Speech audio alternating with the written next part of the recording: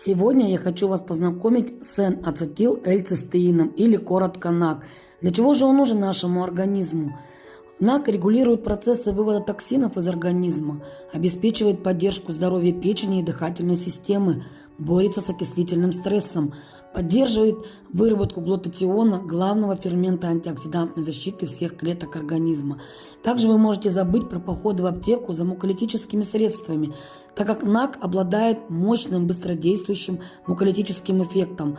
Благодаря свободным сульфидогидрильным группам ацетилцистеин может расщеплять дисульфидные связи в гликопротеиновой слизи с одновременным образованием гидрофильных комплексов, что приводит к сжижению образования и снижению вязкости слизы в бронхиальной секреции. Если вы страдаете длительным кашлем, бронхитом или перенесли ковид, то этот препарат для вас. Также НАК – это поддержка ментального здоровья.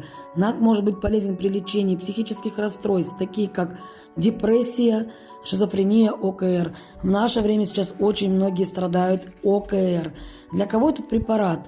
Для жителей крупных городов, для тех, кто курит сигареты, вейп-устройства, тех, кто подвержен частым простудным заболеваниям верхних дыхательных путей.